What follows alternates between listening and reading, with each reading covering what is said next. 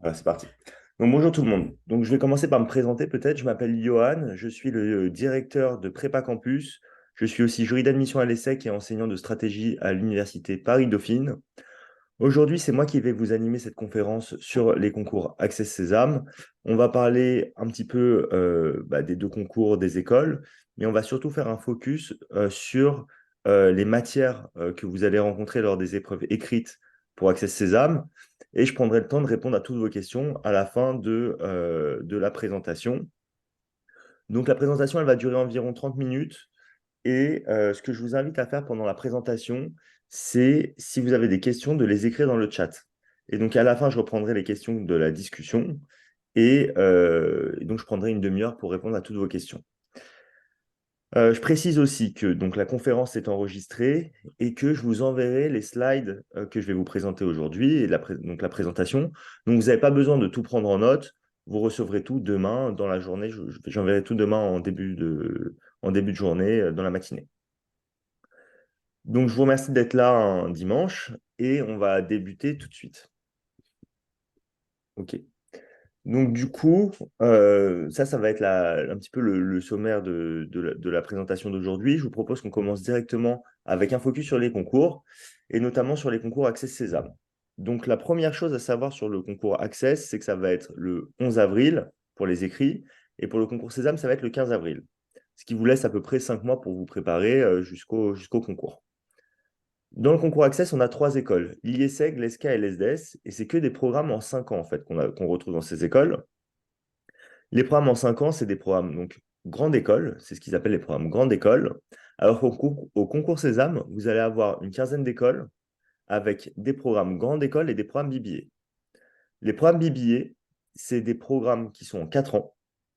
Et donc, en fait, quand vous faites un programme en 4 ans, vous avez comme diplôme à la fin de votre BBA une licence. En fait, une licence, vous avez ça au bout de 3 ans et vous avez un master au bout de 5 ans dans vos études. Donc, du coup, en fait, c'est comme si vous avez fait une licence, puis plus une première année de master, mais la première année de master, ce n'est pas un diplôme. Donc, si vous voulez compléter votre formation avec un diplôme de master 2, ou enfin, pour obtenir en fait un grade de master, vous avez besoin de faire une année supplémentaire d'études. Une année que vous pouvez faire soit en école, soit à l'université, par exemple. Et donc, du coup, en fait, moi, c'est vraiment ce que je recommande quand vous faites un BBA, c'est vraiment de le compléter avec une dernière année parce que le BBA, ça a été calqué en fait sur les études anglo-saxonnes où en fait on graduate au bout de 4 ans. La seule différence, c'est qu'on est en France, c'est que si vous voulez travailler en France, c'est bien du coup de rajouter cette cinquième année parce qu'en France, un diplôme quand même de Master 2, c'est plus valorisé qu'une licence.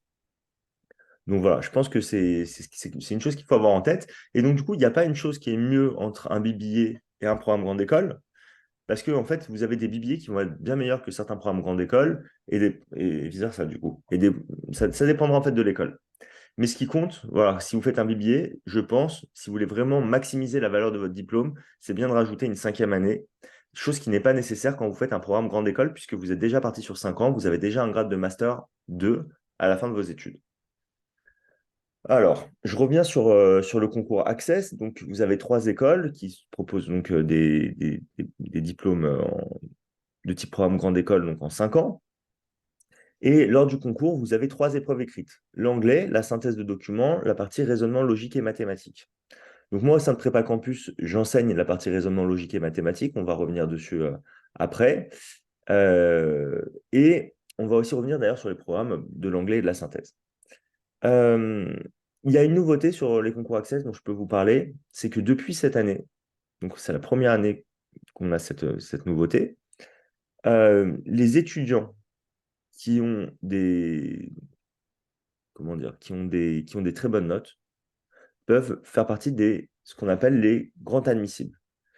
Les grands admissibles, c'est les grands admissibles, en fait, c'est des étudiants qui vont être exemptés de passer les épreuves écrites.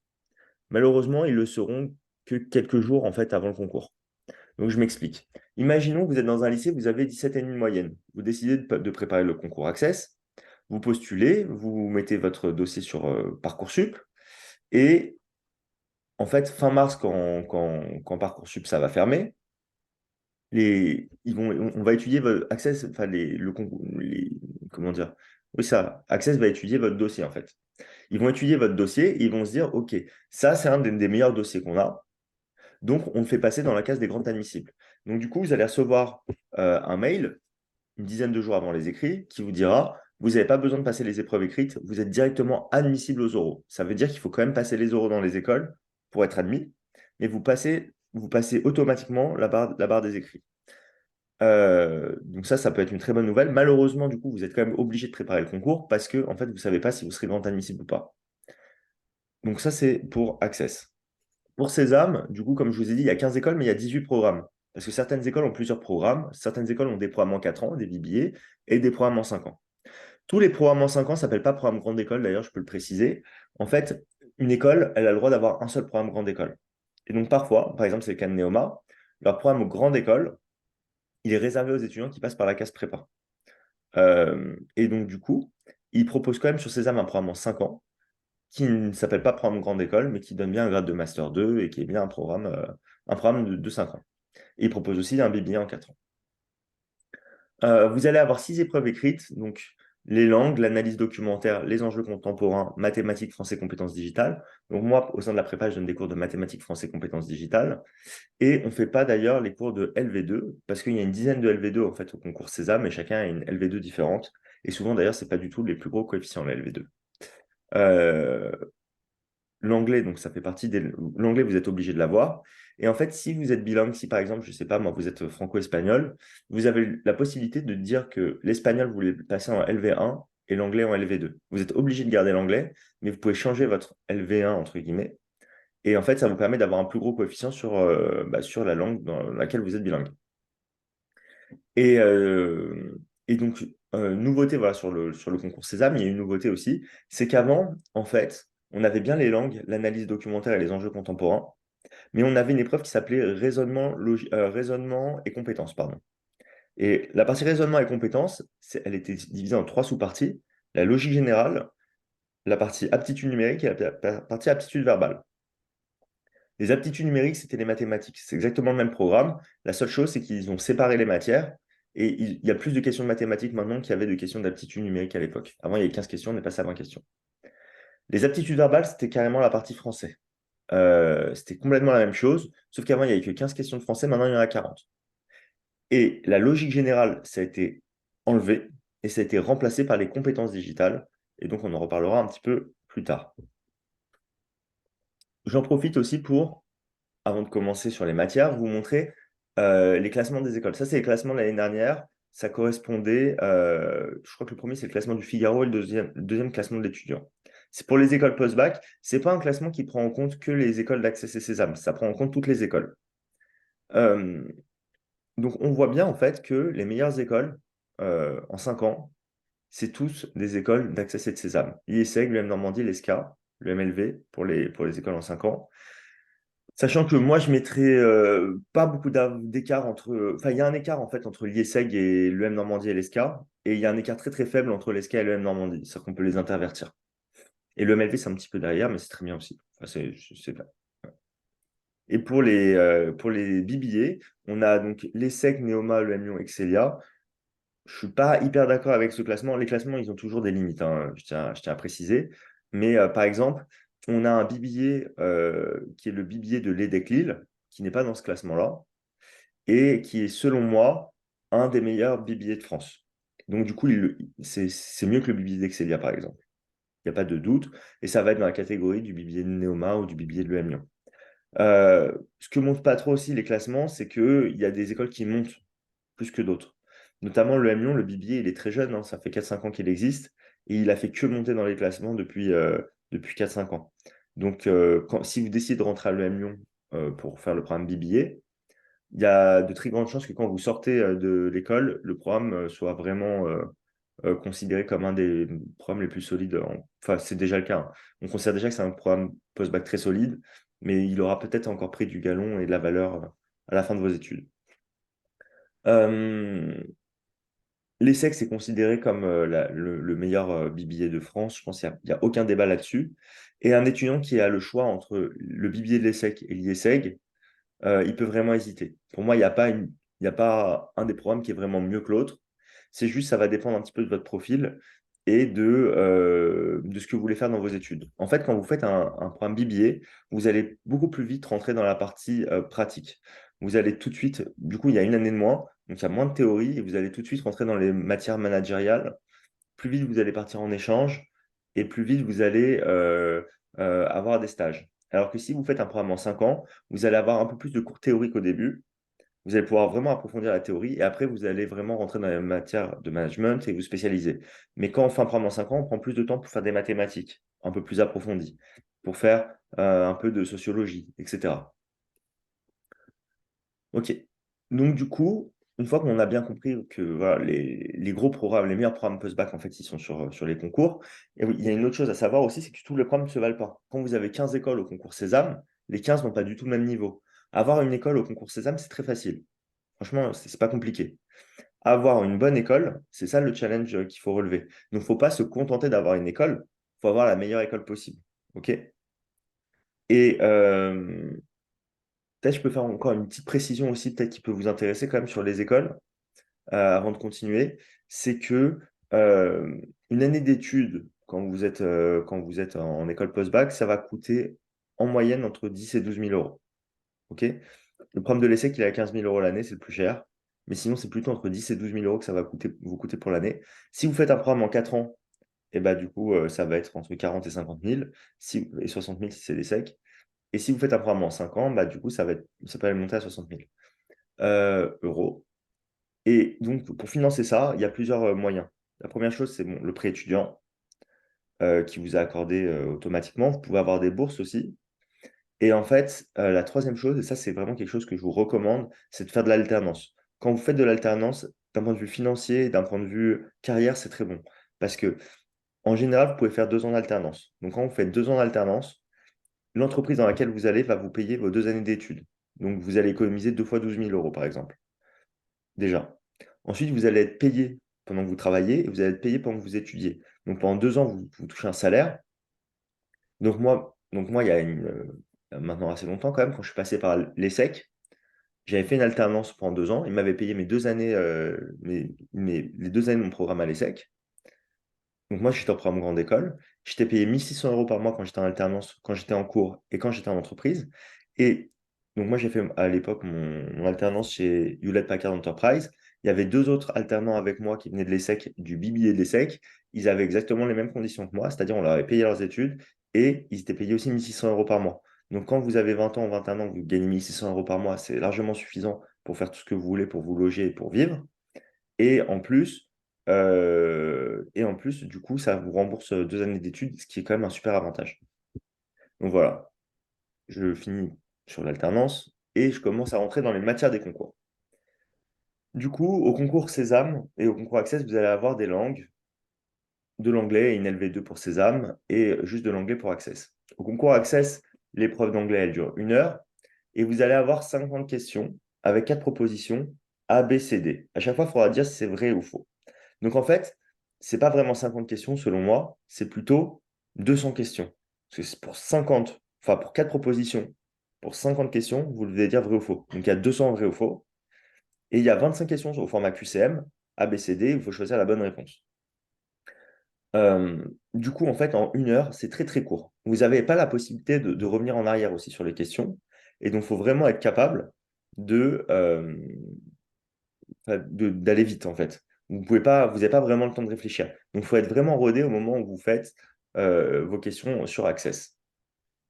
Sur le concours Sésame, vous avez plus de temps. C'est pas 2 fois 35 questions, excusez-moi, il y a une erreur dans la slide, c'est 2 fois 40 questions. C'est 2 fois 40 questions, 40 questions d'anglais, 40 questions de LV2 à faire en 1 heure. Vous avez déjà un peu plus de temps pour réfléchir. C'est à chaque fois 4 propositions QCM A, B, C, D. Il y en a une qui est vraie, il y en a 3 qui sont fausses. Pour les 2 concours, vous avez quasiment le même programme. La différence, c'est qu'au concours Access, vous allez avoir plus de questions de compréhension de texte. Donc, sur les 50 questions avec 4 propositions que vous avez, il y en a 10. Tu peux faire. Alors, attendez, Muriel, excusez-moi. Tu peux faire cette année, tu peux présenter des concours, des écoles de commerce. Excusez-moi. Et donc, du coup, ce que je vous disais, c'est que si vous avez des questions, n'hésitez pas à les poser dans la discussion au fur et à mesure. Je répondrai à la fin de la présentation à toutes les questions. Du coup, ce que je vous disais, c'est que oui, il y a des questions de compréhension de texte sur Access. Il y a 10 questions de compréhension de texte avec à chaque fois 4 propositions. Et donc, du coup, vous aurez deux textes, deux gros textes avec 5 questions à chaque fois. OK? Ça, vous n'avez pas trop à César, vous avez des petites questions de compréhension de texte, mais c'est pour des textes beaucoup plus courts. Sinon, beaucoup de conjugaisons, avoir la bonne concordance des temps. Il faut connaître les verbes irréguliers, les mots de liaison, comparatifs, superlatifs, les faux amis et les mots transparents.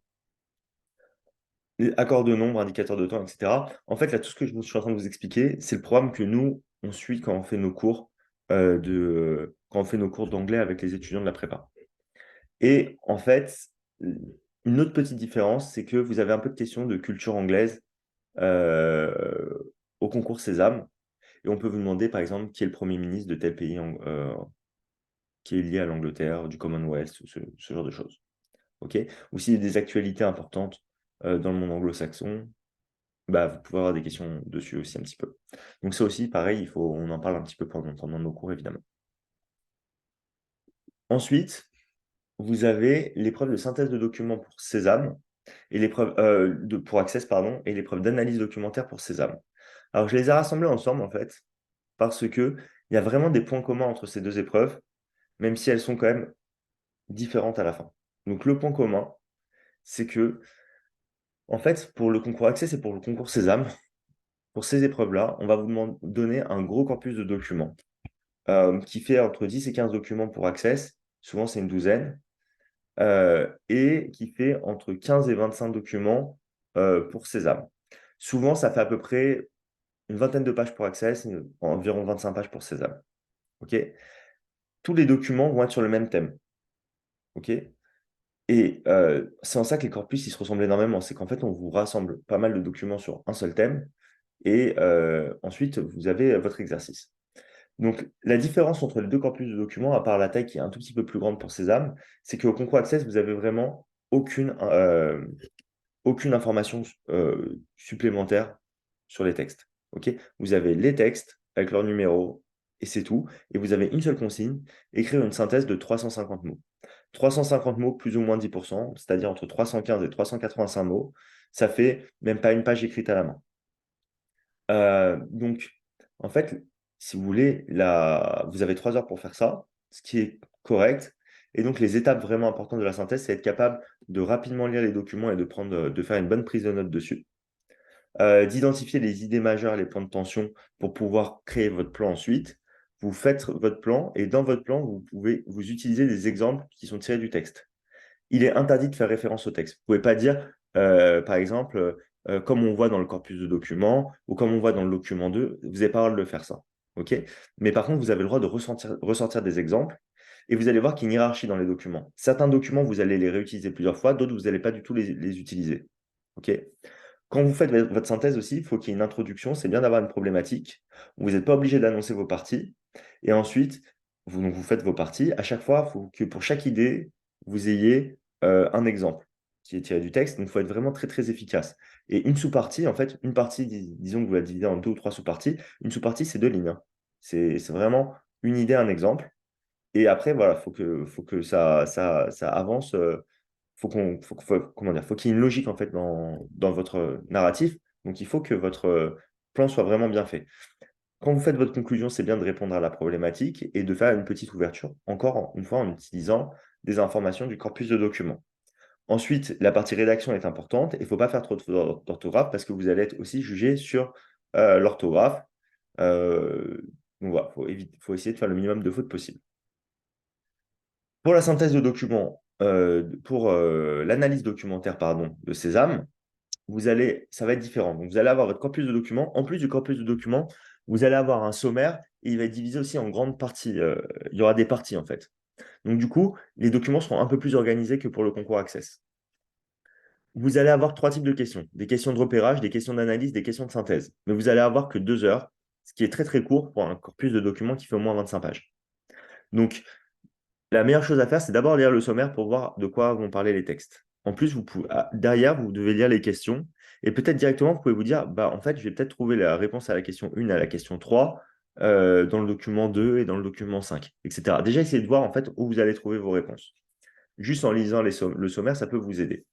Les questions de repérage, vous allez trouver les réponses directement dans les textes. C'est le plus facile et c'est ce qui rapporte le moins de points. C'est-à-dire qu'on va vous demander, par exemple, je ne sais pas moi, euh, combien de startups a racheté Apple en 2020. Et en fait, dans un des documents, ils diront en 2020, Apple a racheté 15 startups, etc. Et donc, du coup, on va vous proposer les réponses et vous allez trouver directement. Donc, ça, c'est facile. Mais si vous n'avez pas trouvé l'information, et ben dans ce cas-là, il ne faut pas trop perdre de temps dessus, parce que ça va compter pour 0,25 points ou 0,5 points maximum. Ensuite, beaucoup plus dur, vous avez les questions d'analyse. Les questions d'analyse, c'est des questions où il peut y avoir plusieurs bonnes réponses. Et donc, parfois, en fait, les réponses, elles vont se trouver dans plusieurs documents. Donc, ce n'est pas parce que vous avez trouvé un élément de réponse que vous n'allez pas en trouver d'autres dans d'autres documents. Et donc, ça va demander souvent de repasser sur les questions. Et comme vous avez très peu de temps, il faut être vraiment très efficace sur la lecture rapide pour pouvoir, et sur votre prise de notes d'ailleurs, pour pouvoir vite revenir en fait au document où vous êtes susceptible de trouver les réponses. Et dernier type de questions, les questions de synthèse. Les questions de synthèse, c'est en fait, ils vous auront déjà rédigé la synthèse pour vous, mais il faut trouver le titre des parties, il faut trouver enfin, faut trouver, comment dire, y mettre des trous, il faut trouver les mots qui correspondent le mieux. Évidemment, c'est pas quelque chose qui est évident et tout est dans la nuance dans cette partie-là. Donc, il faut vraiment avoir une bonne compréhension des documents pour pouvoir répondre efficacement à ces questions-là. Euh, donc voilà, le plus difficile hein, pour Sésame. Moi, je trouve que l'analyse documentaire de Sésame est un peu plus dure, sincèrement, parce que la contrainte de temps est forte. Et donc la gestion du temps et la lecture rapide, ça va être très important. Et dans les deux cas, hein, que ce soit pour Access ou pour Sésame, la compréhension en fait, du corpus de documents, ça va être la compréhension de texte, en fait, des textes, ça va être super important. Et votre prise de notes aussi. Ensuite, on arrive sur mes matières. Donc là, ça, c'est pour Access, la partie raisonnement logique et mathématique. Pour le concours Access, si vous faites une option maths complémentaire ou l'aspect maths, ça va vraiment vous aider. Ok? C'est pas impossible de faire Access quand on vient de STMG, par exemple, ou quand on a arrêté les mathématiques. C'est juste que c'est un effort qui est beaucoup plus important. Donc, ce que font la plupart des gens, c'est qu'ils se concentrent sur le concours Sésame, ce qui est une bonne stratégie. Mais si vous voulez absolument une école du concours Access, c'est faisable, sachant que nous, au sein de la prépa, bah, en fait, ce qu'on fait, c'est qu'on fait des cours, on rattrape aussi, pour les étudiants qui en ont besoin, on rattrape toute la partie cours qu'ils n'ont pas fait et on retravaille aussi en individuel avec les étudiants en plus, c'est inclus dans la préparation qu'on fait, mais pour nous assurer qu'en fait, ils soient au niveau et qu'ils soient prêts. Et c'est moi d'ailleurs qui le fais personnellement avec la plupart des étudiants. Euh, donc la partie raisonnement logique et mathématique, elle est en trois parties. Ça dure 2 heures, donc 40 minutes par partie. Mais c'est vous qui gérez votre temps comme vous voulez en réalité. Donc il y a la partie raisonnement logique avec 5 questions et 4 propositions à chaque fois où il faut dire vrai ou faux. La partie mathématique et enfin un problème. La partie mathématique, donc ce que je vous ai dit, donc c'est la deuxième partie, ça va vraiment être sur le programme euh, de, de maths complémentaires en plus technique. Plus dur d'un point de vue technique, mais vous n'avez pas à vous embêter avec la rédaction, vu que c'est un vrai ou faux. La partie raisonnement logique, c'est très différent. Ça va faire appel à des compétences que vous connaissez, enfin, comment dire, qui sont vraiment différentes de ce que vous faites en mathématiques en général. Il va falloir être capable de faire des diagrammes de Venn, de faire des logigrammes, de travailler sur des exercices de vitesse, distance et temps. Il faut être capable aussi de traduire des problèmes en équations. Mais c'est, comment dire, c'est une matière en soi. Enfin, c'est, comment dire, ouais, c'est ça. C'est une épreuve en soi. Et c'est très différent, en fait, de ce qui se fait au lycée, quand même.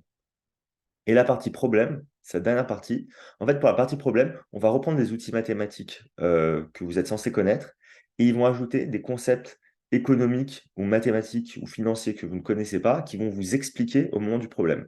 Et en fait, ce qui est intéressant dans la partie problème, c'est qu'il va falloir être capable en live de comprendre une nouvelle notion que vous ne connaissez pas. Et donc, ils vont vous expliquer comment utiliser cette notion-là. Et donc, il va falloir être capable de réfléchir pour appliquer les consignes un peu qu'ils vous ont données pour pouvoir répondre aux questions. OK? Donc, les problèmes, les questions des problèmes, elles peuvent être liées les unes aux autres parfois. Et toutes les questions ne vont pas être sur les nouvelles notions qui vous sont expliquées. Ça va juste être une partie des questions. Voilà. Mais donc, en fait, dans la partie problème, il faut être capable de réfléchir. Sur la partie, donc juste pour revenir à la partie raisonnement logique et mathématique, vous avez 8 minutes par question. Et pour chaque question, vous avez 4 propositions. OK? Vrai ou faux. Donc, en fait, c'est 2 minutes par proposition, sachant que parfois, en fait, vous allez faire des calculs qui vont vous permettre de débloquer 2 ou 3 réponses d'un coup. Voilà. Pour la partie raisonnement Sésame, donc j'ai laissé ça sur le nom de raisonnement, mais en fait, il y a la partie mathématique, la partie français, la partie compétences digitales. Je vais vérifier dans mes slides. C'est ça, c'est sur 2 slides, c'est tout. Donc pareil, c'est moi le prof de cette partie-là. Donc la partie mathématique, elle dure 40 minutes au concours Sésame. Vous avez 20 questions. Et les notions, ça va être des notions. Vous n'avez pas de calculatrice pour Sésame, alors vous en avez pour Access. Donc il y a des notions de calcul, pareil, des notions de vitesse, distance et temps. Ça va être les rattrapages, les croisements, les vitesses moyennes et les trajets aller-retour. Donc, par exemple, on peut vous demander, je ne sais pas, vous allez à l'école, vous mettez 15 km vous allez à 15 km/h à l'aller parce que vous allez en vélo, et en fait, votre père vient vous chercher et vous revenez à la maison en voiture. Vous allez à 60 km/h. Quelle est votre vitesse moyenne sur le trajet aller-retour? Et en fait, la plupart des gens, ils vont faire 15 plus 60 divisé par 2, 75 divisé par 2, 37,5. Ils vont dire 37,5 km/h. Ce n'est pas du tout ce qu'il faut faire. Et donc, en fait, c'est là où il faut vraiment réfléchir. Il faut se dire, ah bah non, si je vais à 15 km/h à l'aller, je vais aller moins vite qu'au retour. Et donc, du coup, je vais passer plus de temps. En fait, 15 km/h, c'est 4 fois moins rapide, donc je vais passer 4 fois plus de temps. Donc, si je mets 4 heures à l'aller, je mets 1 heure au retour. Donc, en fait, imaginons, j'ai fait 60 km à l'aller, 60 km au retour, du coup. J'aurais mis 4 heures à l'aller, 1 heure au retour. J'aurais fait 120 km en 5 heures. Et en fait, ma vitesse moyenne, c'est 24 km/h. Et donc, du coup, c'est un petit peu le type de réflexion que vous pouvez avoir. Vous avez de la géométrie. En fait, la partie mathématique, elle est liée, c'est beaucoup de réflexion. Mais en termes de programme, ça s'arrête à la seconde, hein, pour Sésame. Donc, aucun handicap à être en STMG, aucun handicap à avoir arrêté les mathématiques.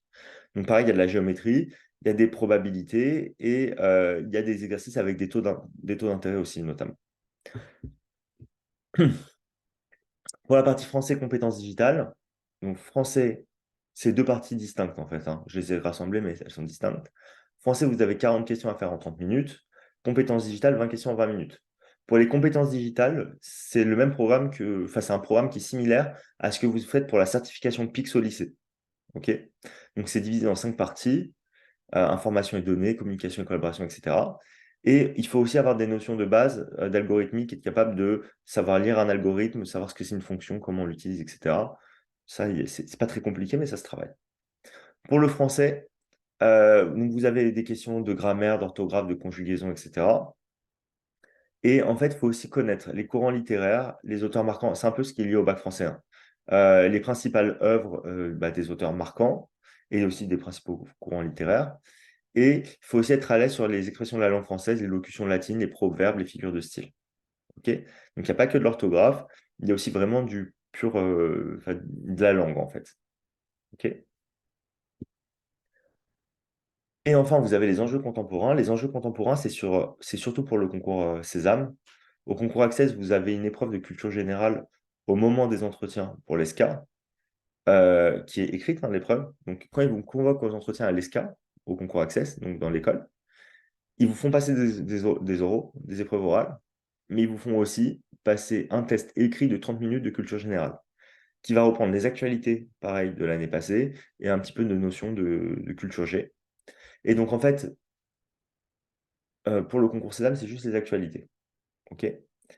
Euh, donc, actualité des 10 derniers mois. Nous, en fait, pour les enjeux contemporains, on travaille ça avec un coach qui est très très fort et qui va en fait, au lieu de faire apprendre aux étudiants bêtement des dates, etc., ce qu'il va faire, c'est qu'il va plutôt raconter l'actualité en essayant de donner un contexte historique à chaque fois.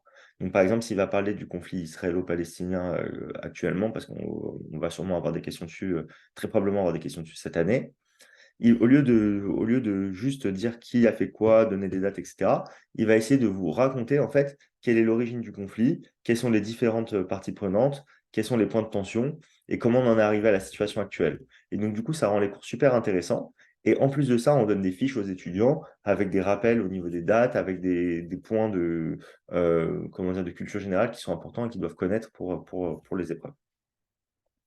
Et donc, du coup, le cours d'enjeux contemporains, il est divisé en 8 parties, mais les principaux thèmes, ça va être l'histoire, la géopolitique, la politique en France, les actualités culturelles, sciences, technologies, écologie, société et enjeux contemporains. Voilà. OK. Et il y a certains cours, notamment pour la géopolitique, où il y a 2 séances. Et la dernière séance aussi, on revoit toutes les actualités qu'on n'a pas pu voir à ce moment-là. Les cours d'enjeux contemporains, ils commencent à partir de fin janvier. OK. Et donc, du coup, comment vous pouvez faire pour vous préparer seul au concours? Pour vous préparer seul au concours, moi, ce que je vous conseille, c'est d'utiliser déjà l'application Concours Sésame 2024. Donc, l'application Concours Sésame, elle coûte 100 euros, mais en fait, au moment où vous allez faire votre inscription au Concours Sésame, qui coûte 290 euros, on va vous déduire les 100 euros que vous avez payés pour l'application Concours Sésame. Donc, en fait, ça va être inclus dans votre abonnement, entre guillemets. Si vous ne vous inscrivez pas au Concours Sésame, bah, vous avez payé 100 euros. Pour l'application du Concours Sésame, elle est bien. Elle manque cruellement de questions, par contre. Vous allez très vite faire le tour au niveau des questions. Mais par contre, c'est des questions qui sortent des annales et les corrections sont expliquées. Ça va vous aider à progresser. C'est bien pour travailler, mais c'est carrément insuffisant. Pardon. Pour le concours Access, vous pouvez télécharger les annales sur le site. Euh, c'est bien fait, c'est bien, c'est très bien. Juste les corrections ne sont pas du tout détaillées. Donc s'il y a des choses que vous ne comprenez pas, bah, vous n'allez pas réussir, vous n'aurez pas plus de détails, quoi. Vous allez juste avoir vrai, faux, et puis c'est tout, quoi. Mais c'est pas mal en fait de travailler sur les annales du site que vous pouvez trouver sur le site. Pour moi, quand vous êtes bien avancé dans votre préparation, c'est un peu compliqué. Vous pouvez en faire une peut-être quand vous commencez pour voir où vous devez aller, c'est quoi le niveau qui est attendu. Mais en réalité, pour vraiment vous entraîner dessus, c'est bien d'avoir déjà un bon niveau. Ensuite, il y a des livres aussi qui peuvent vous aider à travailler. Les livres les plus connus, c'est le Grand Manuel du concours Sésame, le Grand Manuel du concours Access et la Bible du concours Sésame, la Bible du concours Access. Je préfère le Grand Manuel à la Bible. Il y a plus d'exercices. Les deux, ils sont pas vraiment bien mis à jour et ils sont, comment dire, il y a des choses qui servent à rien pour le concours. C'est pas très très bien fait en fait. Si vous voulez, pour le Grand Manuel et la Bible, en fait, ils réutilisent des exercices qu'ils utilisent aussi pour d'autres concours. Donc par exemple, il y a un concours qui s'appelle le Taj Mahal, que vous passez un bac plus 4. Et en fait, vous allez avoir des questions de type mathématiques qui ressemblent à Sésame. Et donc en fait, dans le grand manuel du Taj Mahal et dans le grand manuel du concours Sésame, vous allez retrouver les mêmes questions, sauf que pour le Taj Mahal, vous allez avoir 5 propositions, pour Sésame, vous allez en avoir que 4. OK? Le seul problème, c'est que le programme, c'est pas le même. Pour Sésame et pour Access, pour Sésame et pour le Taj Mahal, il y a des similitudes, mais c'est pas vraiment le même. Donc il y a certaines choses qui vont vraiment vous aider et vous servir, et d'autres qui vont vous serviront à rien. Sur les compétences digitales, ils sont pas encore à jour, mais là, ils sont en train d'essayer de se mettre à jour. Sur la partie enjeux contemporains, ça sert à rien parce que c'est des actualités, donc du coup, c'est un livre ne peut pas vous aider là-dessus. D'ailleurs, pour l'application du concours Sésame, vous aidera pas non plus. Mais disons que ça vous fait une base, notamment en termes de cours. Il y a des choses qui sont intéressantes pour travailler et on vous donne des formules qui peuvent vous être utiles. Sinon, vous pouvez aussi vous entraîner en suivant des comptes Instagram. Moi, j'aime bien BBC Learning English pour l'anglais. Pour les actualités, j'aime bien Hugo Décrypte, qui peut vous aider, ça peut vous aider pour les enjeux contemporains. On faisait avant des revues d'actualité avec Prépa Campus, on ne le fait pas trop cette année, donc du coup, ça ne va pas vraiment vous aider de ce point de vue-là. Et pour le raisonnement, les parties raisonnement et même un peu mathématiques, vous allez avoir pas mal d'exercices et d'astuces sur le compte Instagram de Prépa Campus.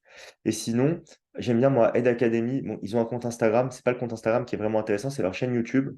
C'est des profs de mathématiques qui donnent pas mal de techniques et d'astuces. Et je trouve que c'est hyper bien fait. C'est très bon esprit. C'est pas du tout ciblé sur les concours, mais en fait, il y a pas mal de choses que vous pouvez réutiliser. Et donc, bah, voilà, il faut être capable de reconnaître qu'il y a des confrères qui font des choses qui sont top. Et Ed Academy en fait vraiment partie selon moi. Donc, moi, j'aime beaucoup ce qu'ils font. Voilà. Euh, et on a aussi bah, du contenu qui est réservé mais aux étudiants de la prépa. En fait, dans notre prépa, on met à disposition une plateforme avec les replays de tous les cours hebdomadaires qu'on fait, avec des exercices et des corrections. Correction, enfin, on a des fiches d'exercice pour chaque thème que vous pouvez retrouver, notamment pour les matières mathématiques, etc. Vous avez des fiches aussi pour les enjeux contemporains. Enfin, vous avez de quoi réviser, de quoi vous entraîner, avec des exercices et des corrections qui sont à la fois la correction juste au format écrit où vous aurez les réponses, et vous avez la correction détaillée en vidéo aussi à chaque fois, ce qui vous aide bah, du coup à bien vous entraîner. Et en fait, vous pouvez vous entraîner sur des points particuliers. De toute façon, pour les étudiants de la prépa, s'ils ont besoin de travailler sur des points en particulier, enfin, tout le monde a mon numéro perso, qui est le numéro que vous voyez d'ailleurs sur les slides, hein, ici 06 19 34 46 84. Et en fait, vous me demandez, enfin, vous me dites sur quoi vous voulez travailler en particulier, et je vous envoie des sujets sur le thème que vous m'avez demandé, avec des corrections détaillées. Et de toute façon, je réponds aux questions des étudiants aussi, en général, sur le contenu, et sur les écoles, sur les concours, évidemment. Donc, du coup, si vous souhaitez vous préparer avec nous, vous pouvez, on a deux types de préparation. Le premier type de préparation, c'est donc pour Sésame Access ou pour Access et Sésame. C'est une préparation où vous avez une partie qui se fait en stage intensif pendant les vacances scolaires et une partie qui se fait en cours hebdomadaire avec moi. Donc, les cours hebdomadaires, c'est les mathématiques, français, compétences digitales. Et pour Sésame, et pour Access, c'est raisonnement logique et mathématiques. On propose trois créneaux pour les cours hebdomadaires, le lundi, le mercredi, le vendredi. C'est des créneaux d'une heure pour Sésame, des créneaux d'une heure pour Access. Et pour faire tout le programme, il faut faire un seul des créneaux. Vous n'avez pas besoin de venir trois fois par semaine, même si vous en avez la possibilité, vous pouvez venir une fois par semaine, on fait tout. Donc, si vous venez par exemple une fois par semaine, si vous venez tous les lundis, vous allez faire les mathématiques, le français, les compétences digitales. OK? Le mercredi, c'est pareil, le vendredi, c'est pareil. On ne fait pas le programme dans le même ordre le lundi, le mercredi, le vendredi, et on ne fait pas les mêmes exercices. Donc, si par exemple, vous venez, je ne sais pas moi, lundi au cours de géométrie, et vous vous dites, j'ai envie de m'entraîner, de faire plus d'exercices de géométrie, quand on refera le cours de géométrie, peut-être en février, le mercredi, ça sera avec la même partie cours, mais avec des exercices différents. Les cours hebdomadaires, ils ont déjà commencé. Ils ont commencé il y a un mois, mais du coup, vous pouvez rattraper les cours que vous n'avez pas fait soit en replay, soit en venant un autre jour que celui où vous venez d'habitude. Donc, si vous venez tous les lundis, par exemple, le lundi, on a déjà fait toutes les compétences digitales, vous venez tous les lundis, vous allez faire les maths et le français, et en fait, vous verrez quand vous aurez le programme des cours, vous vous dites, OK, le mercredi, quand ils font les compétences digitales, en janvier, j'irai au cours, j'irai à une heure de cours supplémentaire par semaine, le temps de faire les compétences digitales et de rattraper ce que je n'ai pas fait. Donc, vous avez la possibilité soit de rattraper les cours que vous n'avez pas fait en direct en venant un autre jour, soit en reprenant les replays. Euh, et la deuxième option qu'on propose, en fait, c'est une option où vous faites tout sous la forme de stage. Mais du coup, en fait, si vous faites Access et Sésame, il faut absolument faire ça sur 2 semaines parce que vous n'aurez pas le temps de faire ça sur une semaine. Pour nos stages intensifs, vous pouvez les faire soit en présentiel, soit à distance, et vous êtes trois maximum par cours, selon les matières. En mathématiques, vous êtes que deux. OK? Donc, vous êtes trois par cours. Et donc, du coup, en fait, une préparation au concours Sésame ou une préparation au concours Access, ça peut tenir sur une semaine. Mais si vous faites les deux en même temps, il vous faudra 2 semaines. Euh, dans chacune des offres, vous avez toutes les matières qui sont incluses à chaque fois, sauf la LV2 de Sésame. OK? On ne fait pas. Donc, c'est des préparations qui. Enfin, je dirais la différence qu'il va y avoir entre notre prépa et une prépa classique, c'est que, notamment au niveau du suivi des élèves, c'est moi qui suis personnellement tous les étudiants. Et donc, surtout ceux qui viennent au cours hebdomadaire, je les vois toutes les semaines. Et donc, je leur permets de travailler de manière régulière et je sais très bien qui est qui. Et quand les étudiants ont des difficultés, ce que je vous disais, je leur propose de faire des cours supplémentaires en tout petit comité où ils sont tout seuls ou deux ou trois à avoir les difficultés. Enfin, ça dépend des points sur lesquels les gens ont des difficultés. Et en gros, on fait des séances supplémentaires qui sont gratuites, hein. Euh, et donc, les cours du lundi et du mercredi, c'est 18h, 19h pour Access, 19h15, 20h15 pour Sésame. Et les cours du vendredi, c'est 17h30, 18h30 Sésame, 18h45, 19h45 Access. On vous garantit à tous une offre admissible ou remboursée, c'est-à-dire que si vous mettez au moins 5 écoles pour Sésame, 5 écoles de votre choix. Si vous êtes admissible dans aucune des 5 écoles, si vous êtes admissible nulle part, on vous rembourse toute la prestation. Euh, la seule chose qu'on vous demande, et pour Access, il faut mettre les 3 écoles. La seule chose qu'on vous demande, en fait, c'est de venir une fois par semaine en cours et de venir à tous vos stages. Si vous suivez les cours et vous faites ça sérieusement et que vous vous présentez au concours, normalement, vous devez avoir des très bonnes écoles, les écoles de votre choix. Et en fait, à partir du moment où vous vous inscrivez, même si vous avez des lacunes, ça va être notre rôle de vous suivre et de faire en sorte que vous soyez prêt le jour J. Donc, nous, on fait tous les efforts supplémentaires qui sont nécessaires pour que vous soyez prêts. On fait du cas par cas, en fait. Donc, typiquement, un étudiant de STMG qui va dire je prépare le concours Access, là, on est au moment de l'année, en fait, on peut vraiment bien préparer, lui faire la préparation complète. On est dans les temps, hein, en ce moment. Quand vous commencez en novembre, vous êtes en avance. Quand vous commencez en janvier, vous commencez à être en retard. Là, quand vous commencez maintenant, vous êtes dans les temps. Et du coup, en gros, par exemple, quelqu'un qui est en STMG, il va peut-être pas savoir faire les dérivés, qui est quelque chose de base dont on a vraiment besoin. On fait des cours sur les dérivés, où on va retravailler ça de manière collective pendant les cours hebdomadaires. Sauf qu'en fait, s'il y a besoin de faire des cours individuels en plus, et c'est ce qui s'est passé cette année, on fait un cours individuel en plus, où je vais réexpliquer à l'étudiant en particulier comment ça fonctionne. On va faire des exercices ensemble et je vais m'assurer que tout est OK pour lui. Et en fait, toutes les semaines, en fait, je rajoute en moyenne un cours par semaine avec des étudiants où on est en beaucoup plus petit comité pour travailler les choses sur lesquelles ils ont eu des difficultés dans la semaine. Et après, ça tourne, les étudiants, ce n'est pas toujours les mêmes qui viennent à ces cours supplémentaires. Pendant les stages, du coup, le fait d'être en tout petit comité, 2 ou 3 parcours, on fait vraiment un travail qui est personnalisé pour chaque étudiant. Et donc, si vous avez des difficultés sur un point en particulier, on va passer plus de temps dessus. Si vous êtes à l'aise, on va aller plus vite ou on va aller sur des exercices plus difficiles directement. Après chaque période de stage, je rappelle personnellement tous les parents. Donc, les profs me font un débriefing pour me dire comment ça s'est passé avec chacun des étudiants. Et moi, je rappelle les parents, je leur explique comment s'est passé le stage. Donc, et je vous envoie aussi des documents et de la matière pour continuer de vous entraîner en fonction des difficultés ou des faiblesses qu'on a pu repérer chez l'étudiant. Donc, typiquement, si vous faites votre stage d'analyse documentaire et d'anglais, on voit que vous avez des difficultés sur certains points en particulier, on vous envoie des exercices ciblés ou des sujets ciblés pour continuer de vous entraîner pour que vous puissiez travailler. Si par exemple sur la synthèse de documents, vous avez besoin qu'on vous corrige une synthèse, en fait, vous êtes que 3 par stage. Vous allez avoir le numéro perso de votre prof, vous lui envoyez, vous lui dites ouais, j'ai besoin d'une correction, et il vous corrige votre synthèse après les stages. Et il vous fait des retours. Et donc du coup, il n'y a pas de problème. Et donc du coup, donc ça voilà, c'est au niveau des préparations. Du coup, ça nous permet d'avoir des excellents résultats. L'année dernière, sur une cinquantaine d'étudiants qui ont fait Access, il y en a un seul qui n'a pas eu d'école sur Access, mais il avait eu des très bonnes toutes les écoles sauf une sur Sésame, donc il avait eu une très bonne école sur Sésame, il était content. Et sinon, on avait eu un seul élève aussi qui n'avait pas eu l'IESEG ou l'ESCA, donc ça fait 2 en tout, hein, mais qui avait eu l'ESDES. Et sinon, tout le reste, ils ont eu l'IESEG ou l'ESCA. Et sur Sésame, 97% des élèves, sur quasiment 100 élèves, il y a 80 élèves. C'était tous sauf 2 ont eu un de leurs 3 premiers choix et les 2 autres, ils ont eu un de leurs 5 premiers choix. L'offre admissible ou remboursée, on ne la mettait pas en place l'année dernière, mais si on avait dû la mettre en place, au final, il y aurait eu personne qu'on aurait dû rembourser parce que tout le monde a eu une de ses meilleures écoles, et enfin une de ses écoles préférées. Et en fait, le seul étudiant qui n'a pas eu d'école sur Access, comme il passait Sésame, il a été admissible à Sésame et donc du coup, c'était bon. Il était admissible dans les très bonnes écoles d'ailleurs. Mais c'était un bon étudiant et il a juste eu un accident sur Access et du coup, il a été performant sur Sésame. Et donc, du coup, je me permets voilà, de mettre les avis Google de mes étudiants parce qu'on en est fiers, en fait, hein, des étudiants et des parents. Ça, c'est de l'année dernière. Je ne vous ai pas sélectionné des avis. Je vous invite à taper Prépa Campus sur Google. Vous allez voir les avis. C'est des avis de l'année dernière, d'il y a 2 ans, d'il y a 3 ans, enfin, de fin d'année, hein. Et en fait, vous allez voir qu'à chaque fois, c'est que des 5 étoiles et c'est que des commentaires comme ça. Et ça, c'est les 6 derniers commentaires que je vous ai mis. Et donc, je vous invite à aller les regarder. C'est notre meilleure pub pour nous. Et donc, bah, c'est ça qui va nous aider à bien vous préparer. Enfin, c'est la preuve quand même qu'on fait du bon travail, je pense.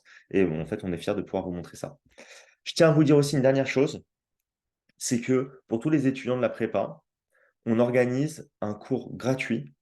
Enfin, un cours pas gratuit d'ailleurs. On organise un cours avec Florian Manicardi, qui n'est pas un prof de la prépa en soi, mais qui est le champion de France 2020 de lecture rapide, et qui va partager beaucoup de techniques de lecture rapide. Et en fait, il se trouve que la conférence de Florian, c'est ce soir à 18h. Pour les gens qui sont là aujourd'hui, si vous souhaitez participer au cours de Florian, n'hésitez pas à m'envoyer un message, un mail juste après la conférence, et je vous enverrai du coup le lien pour participer à cette conférence gratuitement. Et comme ça, bah, vous allez pouvoir voir, voilà, ça va vous être utile en fait. Ça va vous être utile pour la partie synthèse de documents et pour la partie analyse documentaire. Et en fait, pendant les stages intensifs après, nous, on va réutiliser les techniques de lecture rapide de Florian pour s'entraîner, pour travailler. Et ça fait partie voilà, des choses qu'on doit développer et qu'on doit améliorer chez les étudiants. Donc, ce n'est pas un coup d'épée dans l'eau pour ceux qui veulent continuer travailler avec nous, parce que vous allez pouvoir apprendre des nouvelles techniques et vous allez apprendre à les utiliser ensuite pendant une semaine ou pendant votre période de stage. OK. Et dernière chose que je dois vous préciser, c'est qu'on ferme les inscriptions pour les stages de décembre, les stages de Noël. On ferme les inscriptions demain. Donc, si vous êtes intéressé pour vous inscrire avec nous, il faut qu'on se rappelle d'ici demain pour en discuter. En fait, vous n'êtes que 3 par stage. Et ce que je vous disais, c'est que bah, en fait, les stages ils commencent dans une semaine. Ça va être du mardi au samedi, hein, parce que le lundi est férié. La première semaine de Noël ou la deuxième semaine des vacances de Noël. Et donc, du coup, bah, c'est un gros Tetris en termes d'emploi du temps pour pouvoir avoir les profs qui vont avec les élèves. Donc, on est obligé d'arrêter les inscriptions une semaine avant les stages. Donc, voilà, ceux qui sont intéressés pour une inscription, il faut être capable. Enfin, si vous voulez faire un stage à Noël, bah, faut vous inscrire d'ici demain. Si vous souhaitez faire votre partie stage en février, Là, il n'y a pas de problème et vous avez le temps de réfléchir, évidemment. Du coup, voilà, j'en ai un peu fini avec tout ce que je voulais vous dire. Il y a mon numéro de téléphone hein, qui est en bas à droite hein, si vous avez des questions ou si vous souhaitez m'écrire. Sinon, je vous ai envoyé un mail encore avec le lien là, pour aujourd'hui. Donc, vous avez mon adresse mail, johan@prepacampus.fr. Et maintenant, je vais prendre le temps de répondre à vos questions. Donc, je vous invite à écrire vos questions dans le chat. Donc, je vais commencer avec la première question de Charlotte. Bonjour, je suis en terminale bac pro commerce. Suis-je en mesure de passer le concours Sésame? Donc, je pense avoir déjà répondu à cette question. Oui, tu peux passer le concours Sésame, ça pose aucun problème. Euh, pour le concours Access, c'est beaucoup plus compliqué. Mais pour le concours Sésame, c'est tout à fait possible. En termes de mathématiques, ça s'arrête à la seconde, hein, le problème de maths. Et même, on a beaucoup de notions qui s'arrêtent d'ailleurs juste à la troisième. Je dirais, comment dire, l'élément technique le plus les éléments les plus techniques que vous allez avoir en termes de calcul, ça va être deux équations, deux inconnues. Mais la grosse difficulté, en fait, c'est pas vraiment ça. La grosse difficulté, ça va être d'être capable, pardon, de retranscrire les problèmes sous format mathématique et de les résoudre. Et en fait, vous avez que 2 minutes par question pour faire ça. Et donc voilà, c'est en ça que ça peut vous. Et donc, c'est en ça que ça demande beaucoup de travail. Mais au final, le fait d'avoir fait un bac pro, ça te désavantage pas par rapport à quelqu'un qui a un bac général. Ensuite, on m'a demandé à quelle heure sont les cours. Ça, c'est Muriel. Donc, Muriel qui demande à quelle heure sont les cours, je l'ai déjà dit, pour les cours hebdomadaires. Donc, les cours hebdomadaires, pour Sésame, c'est mathématiques, compétences digitales français. Pour Access, c'est raisonnement logique et mathématiques, qui est le plus gros coefficient. OK. Euh, du coup, les horaires des cours, je vous l'ai dit, c'est de 18h à 19h pour Access, le lundi et le mercredi. Et le vendredi, c'est de 18h45 à 19h45. Pour Sésame, c'est 19h15, 20h15 le lundi et le mercredi. C'est 17h30, 18h30 le vendredi. Comme je vous l'ai dit, vous n'êtes pas obligé de faire les 3 cours par semaine. Vous allez avoir, on vous envoie hein, les liens pour pouvoir faire les 3 cours. C'est juste vous connecter au cours que vous voulez, hein. Mais ce que je vous recommande, c'est de faire au moins un cours par semaine et de rattraper les cours que vous n'avez pas fait, soit en venant une deuxième fois dans la semaine pour rattraper les cours que vous n'avez pas fait, soit en les refaisant en replay. De toute façon, vous avez accès donc à la plateforme avec tous les replays. Ensuite, j'arrive à la question de Jean-Marie Plénet. Le full stage pendant les vacances scolaires, c'est 1 890 € pour 1 ou 2 semaines.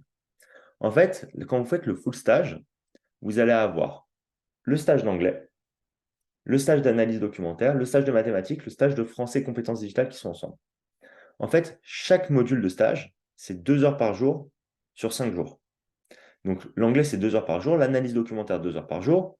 Les maths, en fait, c'est 1h30 par jour, mais vous n'êtes que 2 parcours. Et français compétences digitales, c'est 2 heures par jour. Et vous êtes 3 parcours. Donc, du coup, si vous faites tout la même semaine, ça vous fait 7h30 de cours sur la semaine. C'est sur la journée, pardon. Donc, vous pouvez tout faire sur une semaine, mais si vous voulez, vous pouvez répartir ça en plusieurs semaines. Dire, je fais que l'anglais et les maths, je ne sais pas, en février, lors de la deuxième semaine des vacances de février, et je fais l'analyse documentaire et le français compétences digitales en décembre. Donc, il y a la possibilité de répartir, en fait. Donc, ça, ce n'est pas un problème. Et qu'est-ce que je voulais vous dire de plus? Oui, le module d'enjeu contemporain, celui-là, il se fait que sous la forme de cours hebdomadaires. C'est des cours qui auront lieu le dimanche de 18h à 20h, qui seront enregistrés aussi et disponibles en replay sur la plateforme. Et en fait, ce cours-là, on ne fait pas sous la forme de stage, parce que c'est moins efficace sous la forme de stage.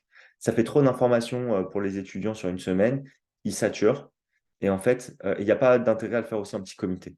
Donc ce module-là, il se fait que à distance, le module d'enjeu contemporain. Et donc, du coup, il se rajoute au stage que vous avez fait. Et donc, du coup, vous pouvez faire ça sur une semaine ou sur 2 semaines. C'est vous qui voyez comment vous souhaitez le répartir, c'est très flexible. Bonjour, je dois vous laisser, merci, machin, avec plaisir. Est-ce que la spécialité SES est obligatoire ou AGGSP, c'est possible? La spécialité SES n'est pas du tout nécessaire pour aucun des deux concours. Donc là, c'est pour Bénédicte que je dis ça. En fait, vous allez faire tellement d'économies enfin, vous allez faire tellement d'économies en fait quand vous serez en école que ce que vous avez fait en SES, vous allez rattraper très très très vite en faisant de la macroéconomie, de la microéconomie, etc. C'est surtout de la macroéconomie d'ailleurs en SES. Et donc du coup, le fait de ne pas faire SES, c'est même pas un handicap pour moi. Donc il n'y a aucun problème à ne pas faire SES. AGGSP, c'est très bien. Bonjour, faut-il rédiger une lettre de motivation pour chaque école sur Parcoursup ou pour chacun des concours simplement? En fait, chaque concours, ça va vous compter comme un vœu sur Parcoursup et il y aura d'ailleurs une conférence là-dessus en janvier. Et, euh, et donc, du coup, en fait, les écoles, ça compte même pas comme des sous-vœux. Donc, si vous mettez même toutes les écoles, ça va vous prendre qu'un seul vœu à la fin par concours. Euh, du coup, au niveau des lettres de motivation, vous devrez faire une lettre de motivation pour Access et une pour Sésame seulement. Je ne vais pas vous mentir, la lettre de motivation, ce n'est pas la chose la plus importante pour ces concours-là, mais bah, c'est bien de faire quelque chose quand même de très propre.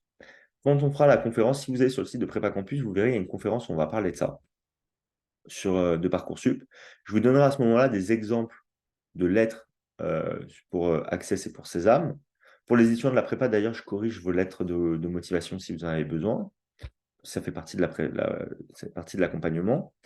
Et, euh, et aussi, je vous expliquerai comment bien faire votre plan pour faire vos lettres de motivation, etc. à ce moment-là. Mais donc, du coup, c'est une lettre de motivation par concours. Alors, nous habitons à Lyon, le full stage peut être fait en visio complètement ou est-il préférable d'être en présentiel? Honnêtement, vous pouvez tout faire à distance, ça ne pose aucun problème. Et donc là, c'est pour Jean-Marie. Et on a des aussi bons résultats à distance qu'en présentiel. On a plus de 60% des étudiants de la prépa qui ne sont pas du tout en région parisienne. Donc les cours en présentiel, c'est à Paris, c'est dans le 10e arrondissement au métro République. Donc la plupart des étudiants, ils font les stages à distance. On a des aussi bons résultats à distance qu'en présentiel. Je dirais, l'avantage quand on est en présentiel, c'est qu'on a plus le contact avec les autres étudiants, avec les autres profs. Quand vous venez en présentiel, toujours on ramène le petit déjeuner aux étudiants, on ramène le goûter. C'est une ambiance qui est très sympa, très détente. Donc du coup, c'est super agréable. Mais si vous le faites, si vous êtes à distance, c'est peut-être un petit peu plus fatigant. Mais en tout cas, en termes de résultats et d'apprentissage, ça sera tout aussi personnalisé et ça sera tout aussi bon. Tout est adapté pour le distanciel chez nous de toute façon et ça fonctionne très bien. Ok. Et tous les cours hebdomadaires sont à distance. Les stages, c'est soit à distance, soit en présentiel, c'est vraiment au choix. Voilà, donc c'est pas un problème. Quelles sont les dates des semaines de stage? Alors du coup, en fait, euh, pour Noël, tout le monde a les mêmes semaines, donc ça, il n'y a pas de problème. Donc là, je réponds à Maud. Pour les vacances de février, la zone B, la zone C, c'est la zone de Paris. Ils ont les semaines qui vont. Attendez, je vais regarder sur mon emploi du temps pour vous dire exactement. Donc la zone B, ils ont. La zone C, pardon. La première semaine, c'est du 12 au 16, du lundi 12 au vendredi 16 février. La deuxième semaine, c'est du lundi 19 au vendredi 23 février. Ok. Ça, ça correspond à la zone C. Et si je dis pas de bêtises, la zone B, alors peut-être je confonds avec la zone A, la zone B, leurs vacances commencent le 19 février. Donc vous avez cette semaine en commun avec la zone C. Et donc du coup, vous pouvez faire vos stages aussi, donc du 19 au 23 en présentiel ou à distance. Le seul problème, c'est que la zone A, vos vacances commencent le 26 février. Et donc, du coup, en fait, ce qu'on propose, nous, comme date, c'est la semaine du 12 février, la semaine du 19 février en présentiel ou à distance. Et on propose aussi la semaine du 26 février, mais que à distance, parce que les étudiants qui sont à Paris, ils sont plus en vacances.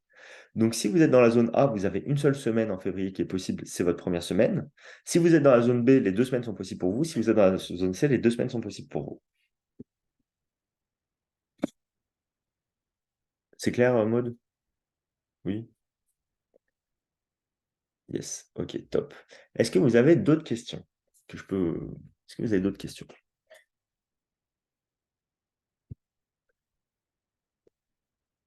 J'espère que tout est ok pour vous. Voilà. Donc du coup, je vous souhaite à tous un bon week-end. Si vous avez des questions, enfin si vous souhaitez, si vous avez des questions, si vous souhaitez des informations en particulier sur les préparations, vous pouvez m'appeler sur le numéro le 06 19 34 46 84 et je pourrai vous répondre directement. La préparation des stages fait-elle l'objet d'un examen de dossier? Alors, je réponds à la dernière question de Martin. Pour la préparation, on ne fait pas de sélection sur le dossier. Mais ce qu'on vous demande, c'est d'être assidu au cours. C'est la seule chose qu'on vous demande. Et en fait, pour le concours Sésame, en l'occurrence, ils vont regarder votre dossier. Et si vous avez, et on va dire, en général, c'est un petit coefficient.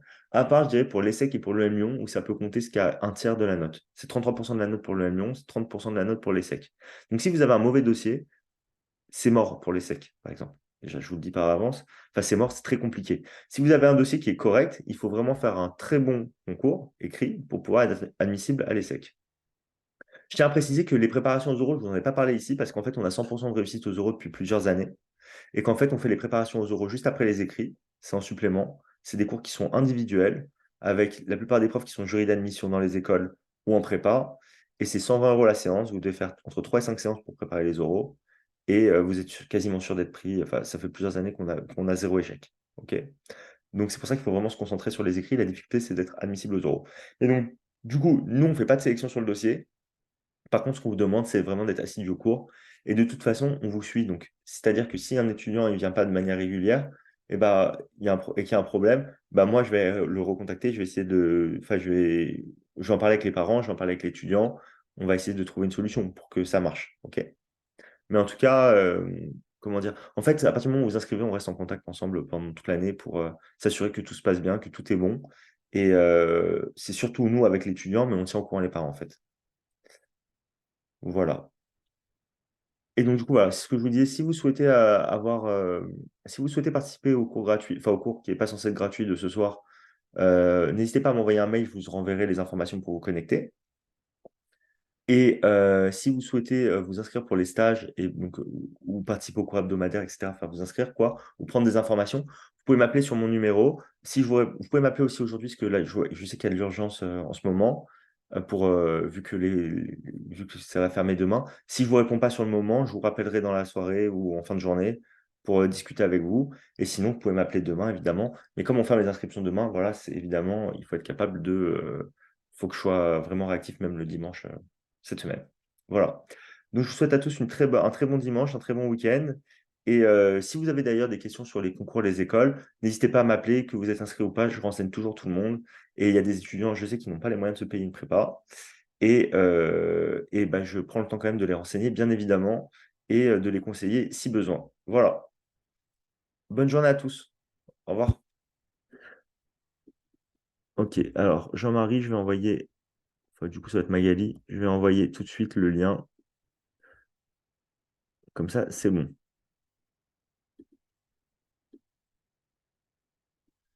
Ok. Je vais vous envoyer les liens tout de suite pour ceux qui me le demandent.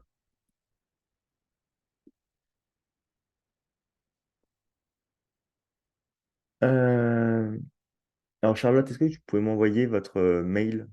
Enfin, m'envoyer un petit mail, comme ça je vous réponds direct. Oui. Alors je vois que Barbie a levé la main. Alors Barbier, si vous voulez vous exprimer, n'hésitez pas, je suis encore là.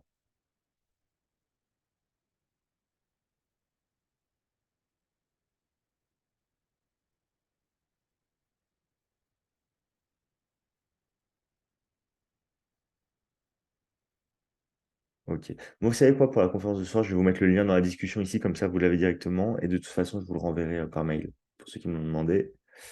Euh, Attendez, laissez-moi le retrouver rapidement. Euh, Attendez, une seconde. Je, je m'envoie le mail, le lien.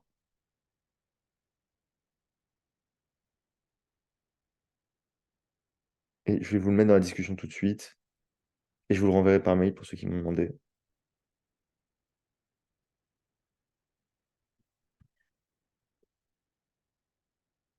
Hop.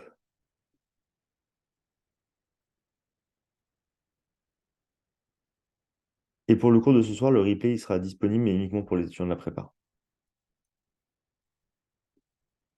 Par contre, la conférence, ça sera enregistrée.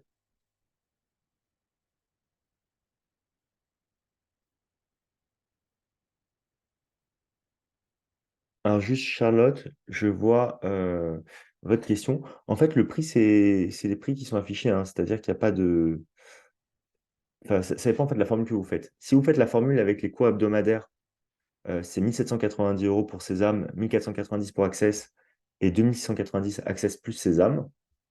Et si vous faites la formule full stage, c'est 1 890 € pour Sésame, 1 590 pour Access, 2 790 pour Access et Sésame. Et en fait, c'est vous après qui pouvez choisir vos semaines et on fait le choix directement ensemble. Mais si vous voulez, Charlotte, vous pouvez m'appeler et on pourra en discuter ensemble directement et ça sera bien comme ça. OK? Et je vous clarifierai tout, comme ça je pourrai répondre vraiment à vos questions, personnellement, directement. OK? Hem, Aujourd'hui, je vais être joignable. Je peux vous le dire, hein, je serai joignable, je pense, à partir de 17h, 17h30. Donc si vous m'appelez avant, vous pouvez m'envoyer un SMS ou m'appeler, vous laissez un message et en fait, dès que je suis disponible, je vous rappellerai. OK. Je vais envoyer les liens tout de suite aux gens qui me l'ont demandé.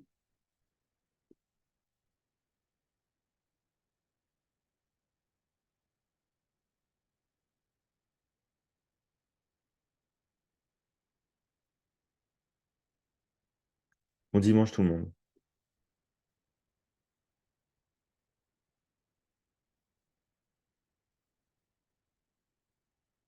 Si vous recevez pas, mes mails, c'est qu'ils tombent en spam, hein. Ça peut arriver.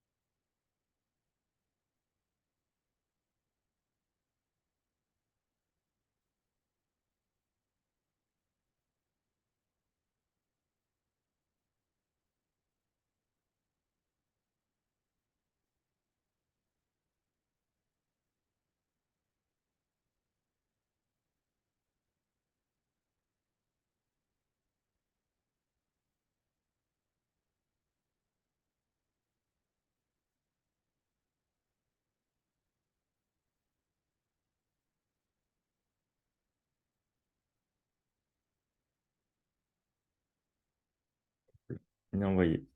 Bonne journée tout le monde. Au revoir. Bon dimanche.